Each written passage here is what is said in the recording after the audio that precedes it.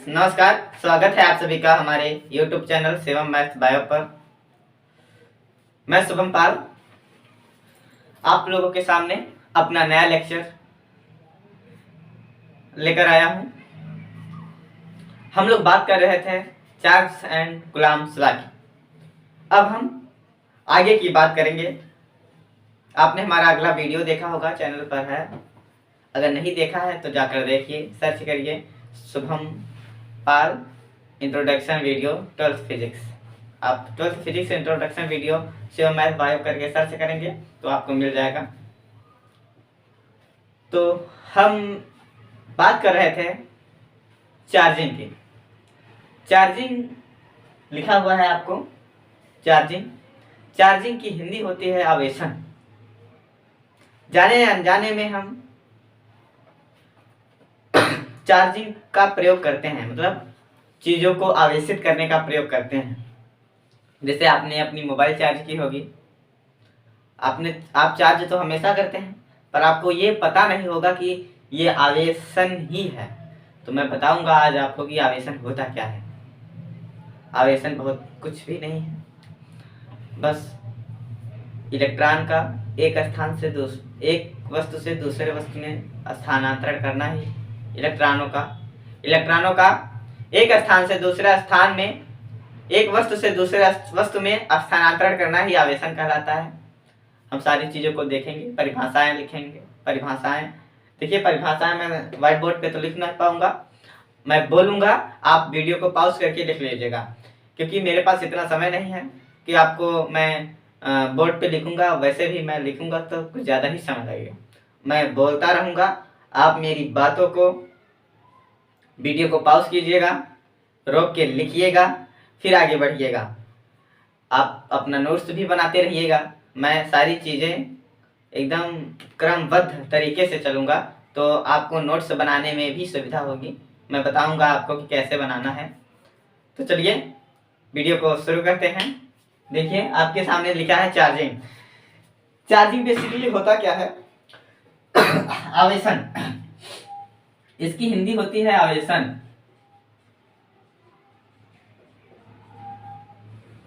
आवेशन कुछ नहीं है मेरे दोस्तों, जब दो वस्तुओं को आपस में रगड़ा जाता है तो एक वस्तु से इलेक्ट्रॉन निकलकर दूसरे वस्तु में चला जाता है।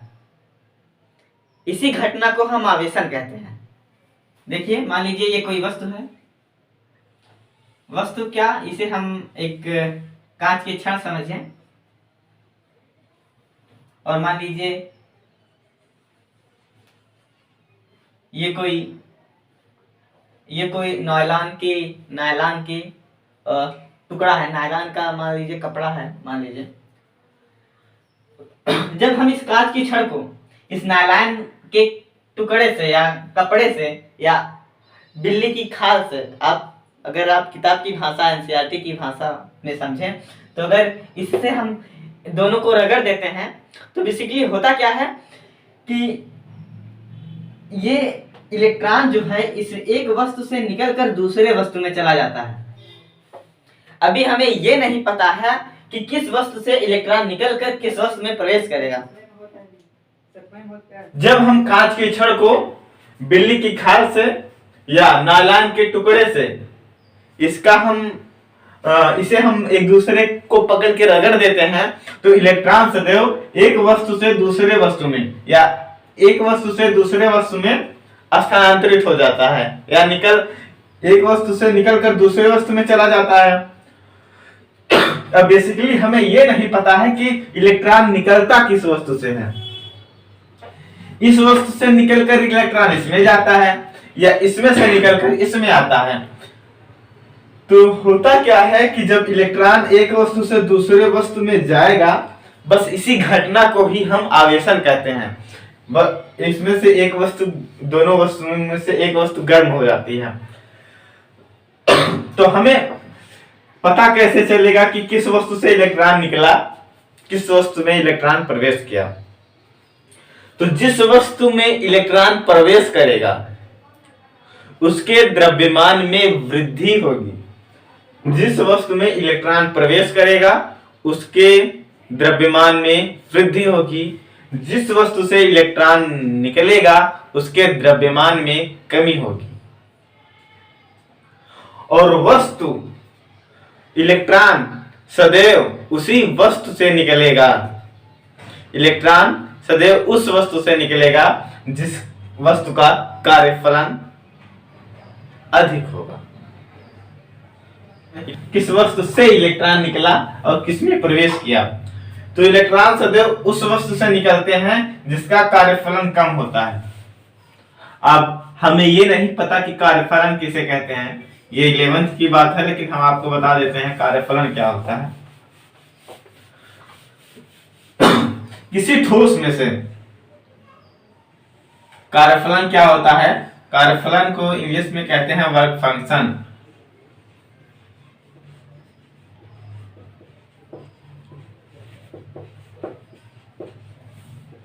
इलेक्ट्रॉन सदैव उस वस्तु में से निकलता है जिस इलेक्ट्रॉन सदैव उस वस्तु से निकलता है जिसका कार्यफलन कम होता है। अर्थात कार्यफलन किसे कहते हैं? किसी ठोस से, मान लीजिए ये कोई कांच है, कांच की छड़ है, ये एक प्रकार का ठोस ही है। किसी ठोस से एक इलेक्ट्रॉन निकालने के लिए, किसी ठोस से एक इलेक्ट्रॉन निकालने के लिए आवश्यक, किसी ठोस से एक इलेक्ट्रॉन निकालने के लिए आवश्यक ऊर्जा की मात्रा ही उस वस्तु का कार्यफलन कहलाता है। किसी ठोस से एक इलेक्ट्रॉन निकालने के लिए आवश्यक ऊर्जा की मात्रा ही उस वस्तु का कार्यफलन कहलाता है। और आवेशन किसे कहते हैं? जब दो वस्तुओं को आपस में रगड़ा जाता है, जब दो वस्तुओं को आपस में रगड़ा जाता है तो उसमें से इलेक्ट्रॉन एक वस्तु से निकलकर दूसरे वस्तु में चला जाता है। जब दो वस्तुओं को आपस में रगड़ा जाता है तो इलेक्ट्रॉन सदैव एक वस्तु से निकलकर दूसरे वस्तु में स्थानांतरित हो जाता है। इस घटना को हम आवेशन कहते हैं। आवेशन, इलेक्ट्रॉन सदैव उस वस्तु से निकलता है जिसका कार्यफलन कम होता है। और एक बात ये आप समझिए कि जिस वस्तु से इलेक्ट्रॉन निकलता है, जिस भी वस्तु से इलेक्ट्रॉन निकलता है उसके द्रव्यमान में सदैव कमी होती है, तथा जिस वस्तु में इलेक्ट्रॉन प्रवेश करता है उसके द्रव्यमान में वृद्धि होती है। इलेक्ट्रॉन का द्रव्यमान जो होता है वो हमारा, इलेक्ट्रॉन का द्रव्यमान जो होता है हमारा 9.1 × 10⁻³ किलोग्राम होता है। एक इलेक्ट्रॉन का द्रव्यमान इतना होता है, 9.1 × 10⁻³ किलोग्राम। अब बताइए, आप ही सोचिए कि जिस वस्तु में से एक इलेक्ट्रॉन निकलेगा उसके द्रव्यमान में इतने किलोग्राम की कमी हो जाएगी, और जिस वस्तु में इलेक्ट्रॉन प्रवेश करेगा उस वस्तु के द्रव्यमान में इतने ही द्रव्यमान की, इतने ही किलोग्राम की कमी हो जाएगी। तो आप बताइए, आप खुद ही सोचिए कि जिस वस्तु से इलेक्ट्रॉन निकलेगा उसके द्रव्यमान में कमी होगी कि नहीं होगी, और जिसमें प्रवेश करेगा उसके द्रव्यमान में वृद्धि होगी कि नहीं होगी? आप ही बताइए। जरूर होगी। आप भी सोच रहे होंगे कि पक्का होगी। अब ये इलेक्ट्रॉन का द्रव्यमान आप देख रहे हैं, ये किलोग्राम में है। अब आप ये ध्यान दीजिएगा कि यहाँ माइनस है, ये बहुत कम द्रव्यमान होता है, लेकिन होता तो है ही। इतने के निकल जाने से कोई फर्क वर्क पड़ता नहीं है, फिर भी हम मान के चलते हैं कि द्रव्यमान में कमी तो हुई ही है। और एक प्रोटॉन, आप जानकारी के लिए लिख लीजिए कि प्रोटॉन जो होता है उसका द्रव्यमान होता है, जो हमारा एक प्रोटॉन का द्रव्यमान जो हमारा होता है वो 1.6, प्रोटॉन का द्रव्यमान हमारा होता है 1.675 × 10⁻27 किलोग्राम। और न्यूट्रॉन जो हमारा होता है उसका द्रव्यमान होता है 1.673 इंटू 10⁻⁻27 किलोग्राम। ये बहुत अधिक नहीं है, ये बहुत कम है। देखिए आप यहाँ पे माइनस लगा हुआ है। आप समझ रहे होंगे ये कितना कम द्रव्यमान है। अब जिस भी वस्तु से इतना निकलेगा द्रव्यमान कम तो होता ही जाएगा। अब आप इससे अनुमान लगा लीजिए सबसे अधिक द्रव्यमान किसका होता है। आप एक रूल लिख लीजिए,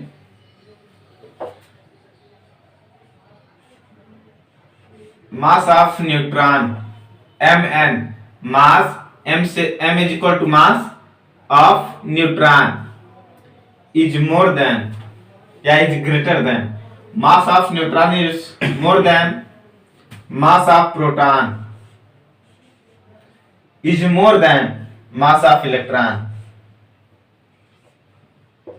इसका मतलब यह है कि न्यूट्रॉन का द्रव्यमान प्रोटॉन से अधिक है और प्रोटॉन का द्रव्यमान इलेक्ट्रॉन से अधिक है। या आप अगर हम उल्टा देखना चाहें, उस तरीके से देखना चाहें, तो सबसे कम द्रव्यमान जो हमारा है वो इलेक्ट्रॉन का है, फिर उससे अधिक प्रोटॉन का है, फिर उससे अधिक न्यूट्रॉन का है। ये हमारी बातें थी, आप लिख लीजिएगा। नोट्स बनाने के लिए मैं एक बार फिर से बोल रहा हूं आपको, आप जो बच्चे नोट्स बनाना चाहते हैं उन लोगों के लिए एक बार रिवीजन कर रहा हूं।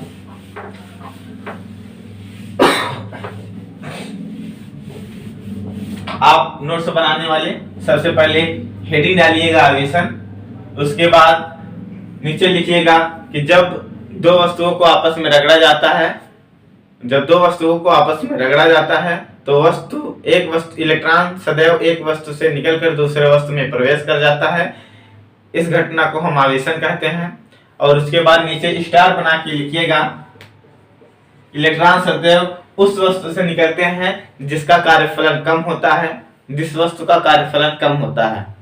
और फिर नीचे स्टार बना के और ये लिखिएगा कि जिस वस्तु से इलेक्ट्रॉन निकलते हैं उसके द्रव्यमान में कमी होती है, तथा फिर नीचे स्टार बना के लिखिएगा जिस वस्तु में इलेक्ट्रॉन प्रवेश करते हैं उसके द्रव्यमान में वृद्धि होती है। फिर उसके बाद लिखिएगा स्टार बना के इलेक्ट्रॉन का जो द्रव्यमान है वो 9.1 इंटू 10⁻⁻31 किलोग्राम होती है। प्रोटॉन का द्रव्यमान जो होता है वो 1.675 इंटू 10⁻⁻27 किलोग्राम होता है।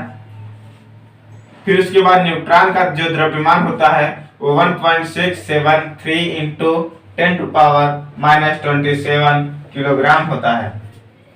फिर आप उसके बाद इतना लिखने के बाद आप अब हेडिंग डालिएगा आवेश किसे कहते हैं। अब हम अपने मेन टॉपिक पर आ जाते हैं। ये सारी बेसिक चीजें थी। चार्ज,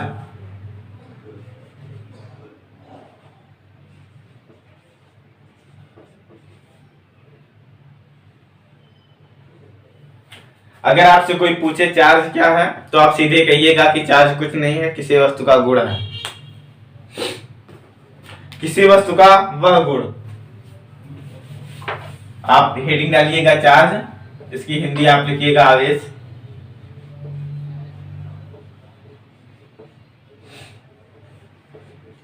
किसी वस्तु का वह गुण जिसके कारण उस वस्तु में वैद्युत तथा चुंबकीय घटनाएं घटित होती हैं। किसी वस्तु का वह गुण जिसके कारण उस वस्तु में वैद्युत तथा चुंबकीय घटनाएं होती हैं उसे आवेश कहते हैं। किसी वस्तु का वह गुण जिसके कारण उस वस्तु में वैद्युत तथा चुंबकीय घटनाएं घटित होती हैं उसे उस वस्तु का आवेश कहते हैं। आवेश को क्यू से प्रदर्शित करते हैं। आप स्टार बना के लिख लीजिएगा, आवेश को क्यू से रिप्रेजेंट करते हैं। स्मॉल क्यू लिखिएगा, आवेश को क्यू से रिप्रेजेंट करते हैं या प्रदर्शित करते हैं, आप कुछ भी लिखिए। फिर आप दूसरा स्टार बनाइएगा, आवेश एक व्युत्पन्न राशि है। आवेश एक व्युत्पन्न राशि है। आप राशियां 11th में पढ़े होंगे। आवेश एक व्युत्पन्न राशि है। मैं लिख नहीं रहा हूं पूरा, मैं बोल रहा हूं, आप लिख लीजिएगा। इसके बाद लिखिएगा आवेश अदिश राशि है। आवेश अदिश राशि है। सदिश अदिश भी आपने पढ़ा होगा, ये 10 में है, 10th में। अब आप कुछ भी कहिए, मैं हिंदी में लिख रहा हूं। आवेश के प्रकार। आवेश 2 प्रकार का होता है।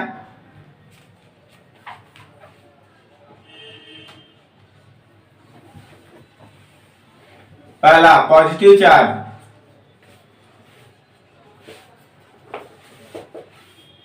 जिसे आप धनावेश कहते हैं। दूसरा निगेटिव चार्ज।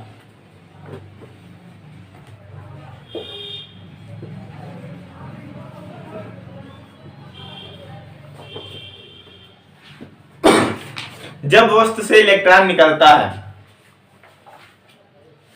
जब वस्तु से इलेक्ट्रॉन निकलता है, मैं इसकी बता रहा हूं। पॉजिटिव चार्ज धनावेश किसे कहते हैं? जब वस्तु से इलेक्ट्रॉन निकलेगा। अब आपको पता है कि जब वस्तु से इलेक्ट्रॉन निकलेगा तो उस वस्तु के द्रव्यमान में सदैव कमी होगी। जब वस्तु से इलेक्ट्रॉन निकलेगा और उसके द्रव्यमान में कमी होगी तो उसे हम धनावेश कहेंगे। जब वस्तु में इलेक्ट्रॉन प्रवेश करेगा तथा उसके द्रव्यमान में वृद्धि होगी। जब वस्तु से इलेक्ट्रॉन निकला, उसके द्रव्यमान में कमी, धनावेश। जब वस्तु में इलेक्ट्रॉन प्रवेश किया तथा उसके द्रव्यमान में वृद्धि, में इलेक्ट्रॉन प्रवेश करेगा तथा उसके द्रव्यमान में वृद्धि होगी, उसे हम ऋणावेश कहेंगे। जब वस्तु से इलेक्ट्रॉन निकलेगा और उसके द्रव्यमान में कमी होगी तो हम उसे ऋणावेश कहेंगे। अब आप देखिएगा प्रॉपर्टीज ऑफ चार्ज, आवेश के गुण। आवेश के गुण क्या होते हैं, ये बहुत ही इंपॉर्टेंट है, कई बार एग्जाम में पूछा जा चुका है। कई बार इसके गुण से ही, इसकी प्रॉपर्टीज से ही क्वेश्चंस पूछ लेते हैं। आप देखिएगा सबसे पहला जो आवेश का गुण होता है वो ये है कि समान आवेश एक दूसरे को प्रतिकर्षित करते हैं। भैया पॉजिटिव चार्ज जो होता है ना, वो एक दूसरे को प्रतिकर्षित करता है। और बेसिक सी बात है, पॉजिटिव पॉजिटिव प्रतिकर्षित करेगा। और दूसरे में आप लिखिएगा विपरीत आवेश एक दूसरे को आकर्षित करते हैं, पॉजिटिव निगेटिव। देखिए विपरीत आवेश एक दूसरे को आकर्षित करेंगे ही करेंगे। अब हम आपको क्या एग्जांपल दे दें।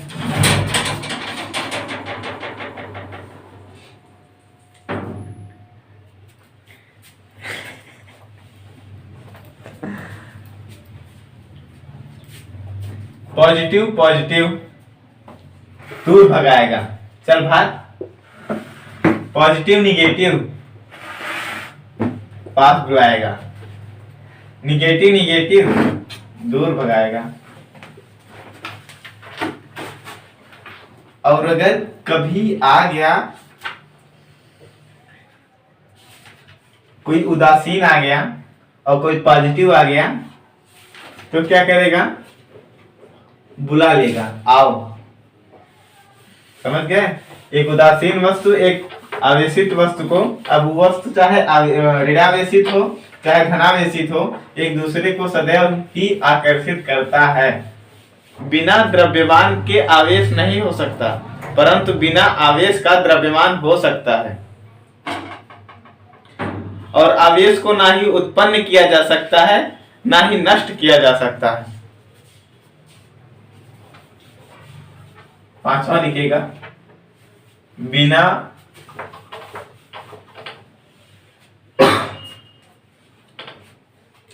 बिना द्रव्यमान के आवेश नहीं हो सकता, परंतु बिना द्रव्यमान के आवेश का, परंतु बिना आवेश के द्रव्यमान हो सकता है। आवेश को ना ही उत्पन्न किया जा सकता है और ना ही नष्ट किया जा सकता है। आवेश को केवल एक स्थान से दूसरे स्थान पर स्थानांतरित किया जा सकता है। यह बहुत ही इंपॉर्टेंट है, इसे हम आवेश संरक्षण का सिद्धांत भी कहते हैं। आप लिख लीजिएगा, आवेश संरक्षण का सिद्धांत कई बार पूछ चुका है। आवेश को ना ही उत्पन्न किया जा सकता है ना ही नष्ट किया जाता है। इसे एक वस्तु से दूसरे वस्तु में ट्रांसफर किया जा सकता है, बस स्थानांतरित किया जा सकता है। अगर कोई वस्तु आवेशित है तो आप ये जरूर समझिएगा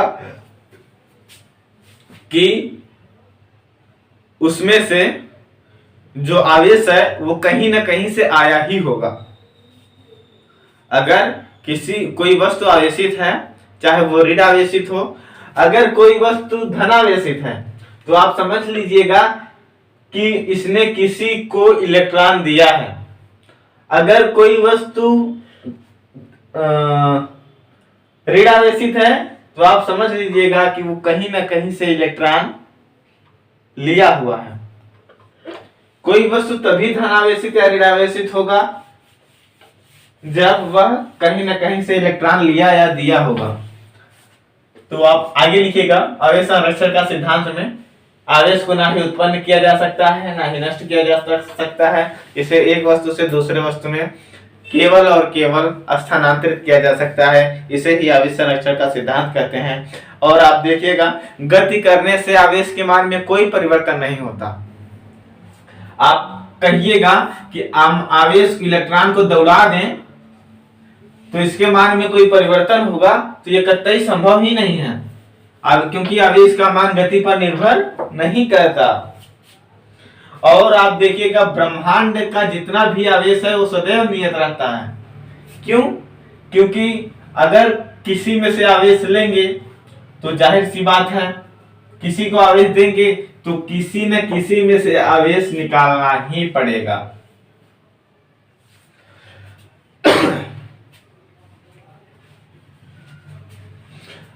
अब आप आवेश का मात्रक देखिए, यूनिट ऑफ चार्ज।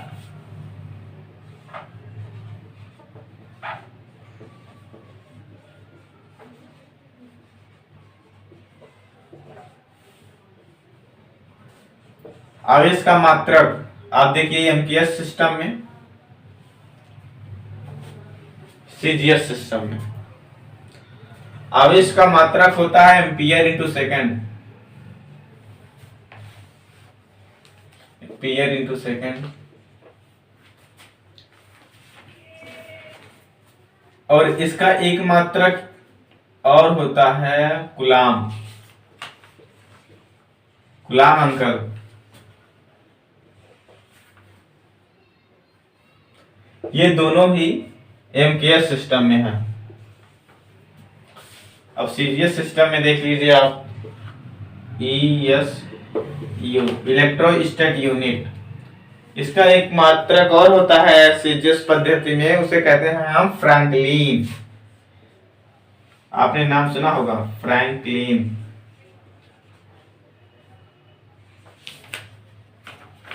और इसके दो आवेश के दो मात्रक और होते हैं। ये जो है ये सीजीएस पद्धति में है। अब देखिए ESU इलेक्ट्रोस्टैट यूनिट, मैं लिख नहीं रहा हूं पूरा, ये जो है सीजीएस पद्धति में है। आपने एमकेएस सीजीएस पढ़ा होगा 11th में।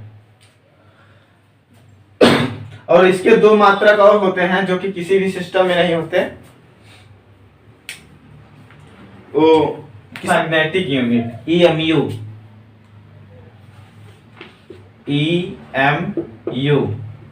Electromagnetic unit.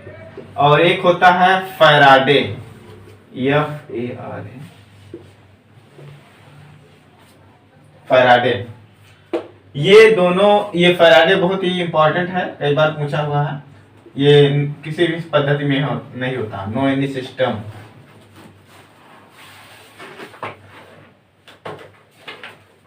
Unit of charge हो गया आपका।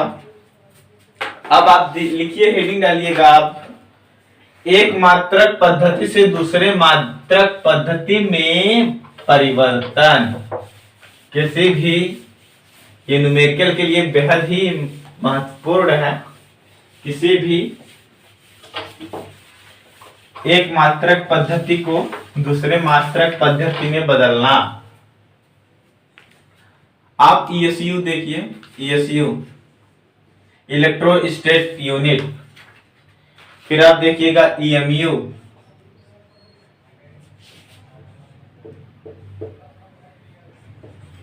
फिर आप देखिएगा फैराडे।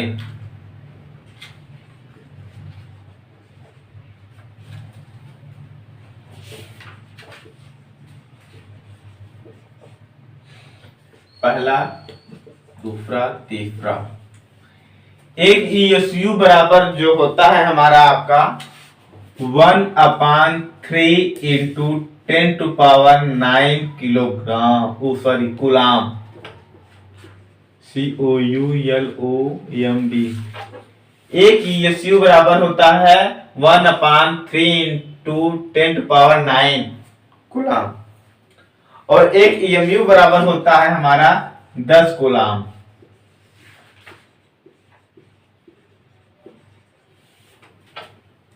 एक फैराडे बराबर होता है हमारा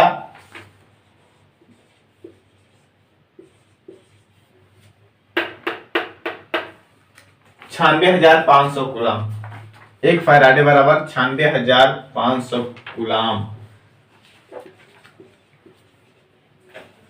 आप कूलाम को, कूलाम मतलब बहुत छोटा मात्रक है, ये लोग बहुत बड़े बड़े मात्रक हैं, ये सारे जितने भी हैं ये बहुत बड़े मात्रक हैं। आपने नोट कर लिया होगा, ये फैराडे लिखा हुआ था, आप नोट कर लीजिएगा। ESU, EMU, Faraday. डालिएगा मेथड ऑफ चार्जिंग।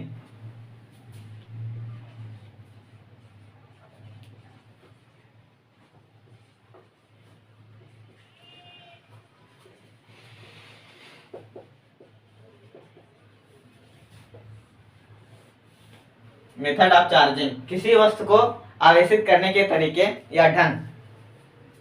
देखिए, हम किसी भी वस्तु को 4-5 तरीके से आवेशित कर सकते हैं। पहला, अगर जैसे हमें किसी भी वस्तु को आवेशित करना है तो पहला तरीका है, हम एक वस्तु को लिए दोनों को रगड़ दिए, इसे हम कहेंगे घर्षण द्वारा, जिसे हम कहते हैं कि बाई फ्रिक्शन।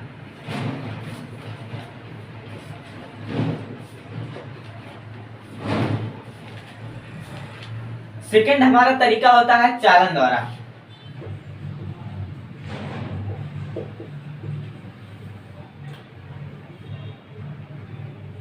तीसरा हमारा होता है by induction.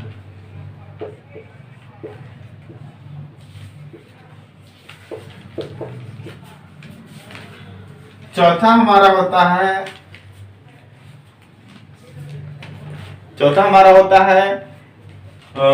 By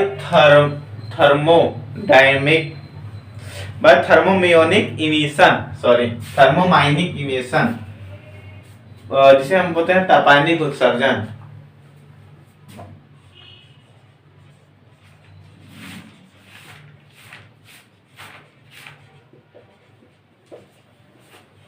emission.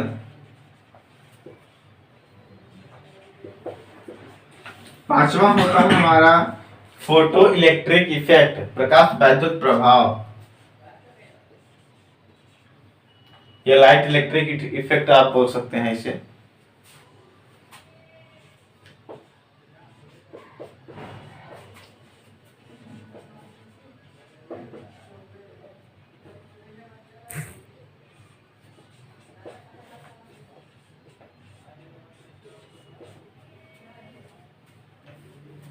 Hindi में घर्षण द्वारा, चालन द्वारा, प्रेरण द्वारा, तापान्विक उत्सर्जन द्वारा।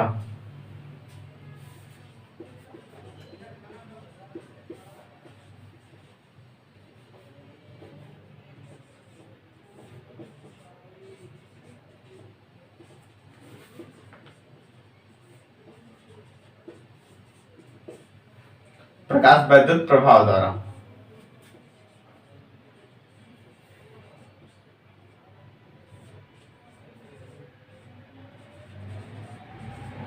हम एक बार ऐसे ही इन सारी चीजों को समझ लेते हैं। हम एक बार सारी चीजों को समझ लेंगे। देखिए दोस्तों, घर्षण द्वारा किसी भी वस्तु को आवेशित करने का तरीका क्या है? जिन दो वस्तुओं को आवेशित करना होता है, हमें जिन दो वस्तुओं को आवेशित करना होता है, मान लीजिए ये कोई वस्तु है, हमें इसे आवेशित करना है, तो हम इन दोनों वस्तुओं को लेंगे और इनको आपस में रगड़ देंगे, तो ये वस्तुएं जो हैं आवेशित, इलेक्ट्रॉन एक वस्तु से दूसरे वस्तु में चला जाएगा। एक तरीका ये हो गया घर्षण का। और ये चालन विधि द्वारा क्या होता है? किसी वस्तु को आवेशित करना। मान लीजिए कोई आवेशित क्षण है, ये आवेशित क्षण है मान लीजिए, और मान लीजिए ये कोई गोला है, ये चालक गोला है। जब हमें इन दोनों वस्तुओं को आवेशित करना होता है, तो एक आवेशित वस्तु को दूसरे से हम उसका संपर्क करा देते हैं। यह होता है चालन विधि द्वारा आवेशन। जब हम आपने चालन विधि में पढ़ा होगा कि जब एक वस्तु दूसरे वस्तु के संपर्क में आती है तो इलेक्ट्रॉन सदैव उस वस्तु से दूसरे वस्तु में चला जाता है।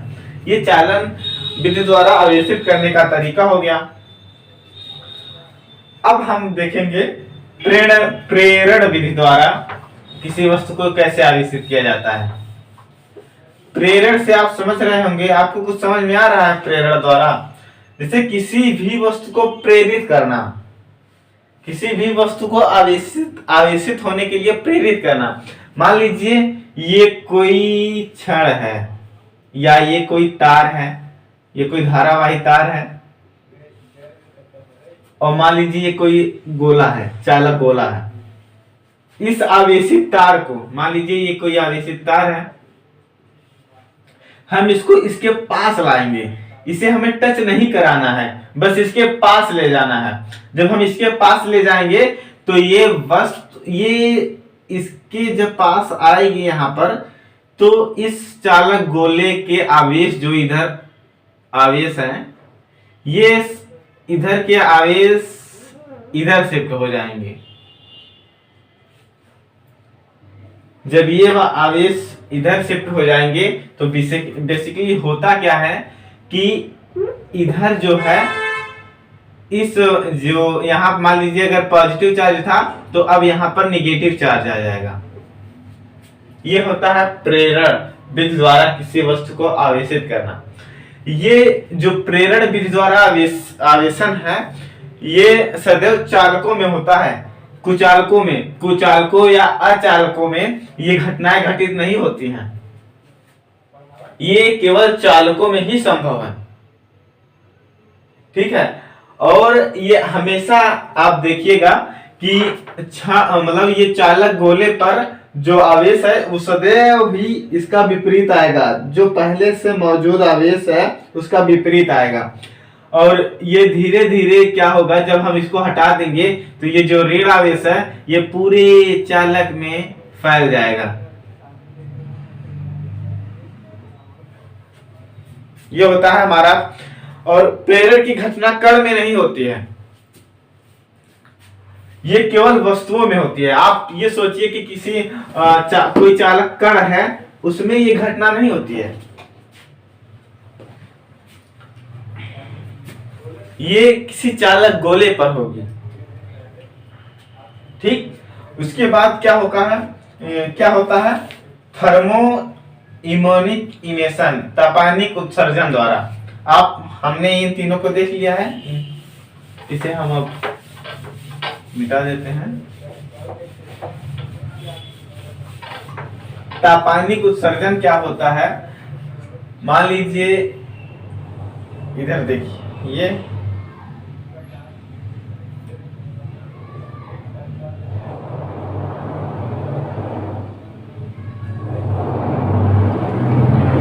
मान लीजिए ये कोई जल है, ये कोई बर्तन है, इसमें जल भरा है।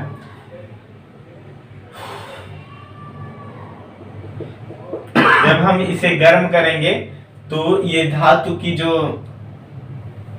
ये जल भरी टोकरी है ये गर्म हो जाती है। तो तापानी मतलब किसी वस्तु को ताप देकर, किसी वस्तु को आवेशित करना ही तापानिक उत्सर्जन कहलाता है। और प्रकाश वैद्युत प्रभाव क्या होता है, मान लीजिए कोई ये धातु की प्लेट है, ये धातु की प्लेट है, इस पर जब हम पराबैंगनी किरणें उत्सर्जित कराते हैं तो इस वस्तु से इलेक्ट्रॉन निकलकर दूर चले जाते हैं। ये प्रकाश वैद्युत प्रभाव है, मतलब आवेशित करने का, किसी वस्तु को आवेशित करने का फोटो इलेक्ट्रिक इफेक्ट के द्वारा ये एक तरीका है। ये कभी नहीं पूछता है। और हम एक चीज और देख लेते हैं, अर्थिंग। आपने नाम सुना होगा,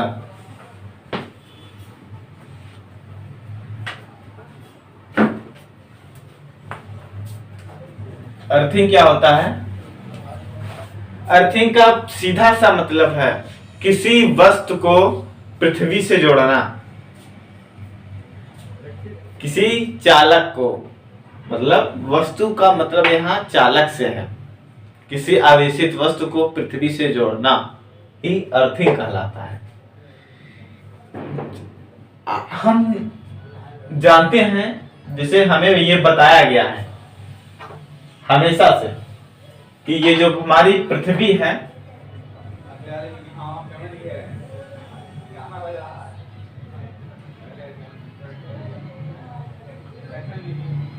ये जो हमारी पृथ्वी है ये आवेश का असीमित भंडार है। इसमें चाहे जितना आवेश आप ला के रख दीजिए, इसको कोई फर्क नहीं पड़ने वाला है।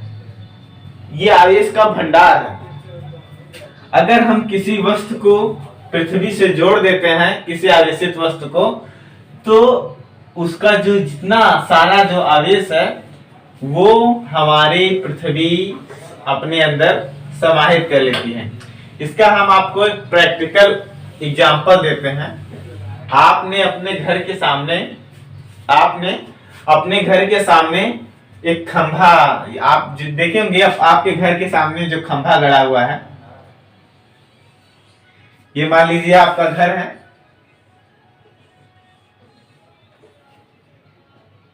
आपका घर है, यहाँ खिड़की है,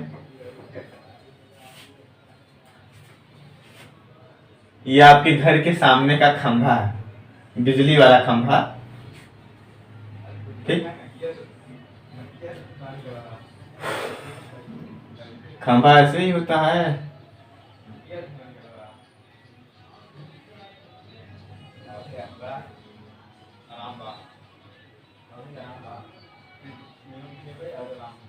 इसे तार गया हुआ है, देख लीजिए। आपने कभी नोटिस किया है इस तार के खंभे से यहां पर एक, इसके जस्ट बगल में ही कभी कभी आप जाके नोटिस कीजिएगा, एक धातु की छड़ जमीन के अंदर गड़ी होती है। छोटी सी छड़, पतली सी, आप जाके देखिएगा, गड़ी होती है। और इस खंभे में से एक तार जो है इसके अंदर लगा होता है। कभी नोटिस किया है कि नहीं किया है? ये क्या है? ये बेसिकली यही अर्थिंग है। ये किसी आवेशित वस्तु को पृथ्वी से जोड़ना ही अर्थिंग कहलाता है। इसका मूल काम क्या है? इसका मूल काम है, ये जो इसका आवेश है, आप घर के, चूंकि ये अक्सर घर के सामने वाले खंभे में ही लगा होता है, क्योंकि अक्सर बच्चे जो हैं वो खेलते खेलते जाके खंभे के पास चले जाते हैं और खंभे को छू लेते हैं, मान लीजिए अगर तो दिक्कत हो जाती है। लाइट वाइट मार देगी। इससे क्या होता है कि जब हम आवेशित वस्तु को पृथ्वी से जोड़ देते हैं तो इसका सारा आवेश जो है वो पृथ्वी अपने अंदर समाहित कर लेती है, जिससे बिजली लगने का जो खतरा होता है वो कम हो जाता है। और हम कभी कभी बच्चे जो होते हैं वो जाके इसे छू लेते हैं और छूने के बाद कहेंगे कि हमको कुछ नहीं हुआ है, और होता भी नहीं है। अक्सर कभी कभी हल्का सा करंट मारता है बस।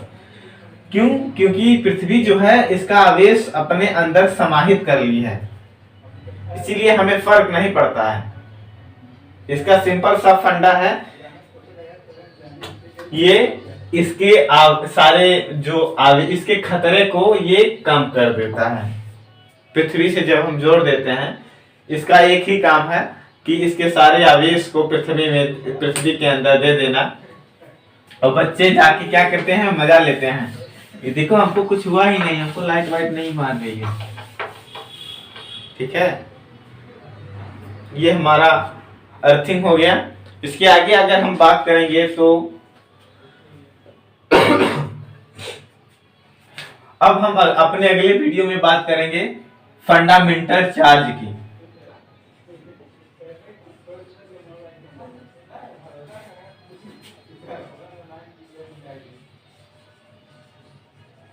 आप हेडिंग डाल लीजिए, ये जितनी बातें बताई हैं आप पढ़ लीजिएगा एक बार। तो अब इसके आगे सारी चीजें इंपॉर्टेंट है, एग्जाम में पूछी जाती हैं। इसे हम हिंदी में कहेंगे मूल आवेश।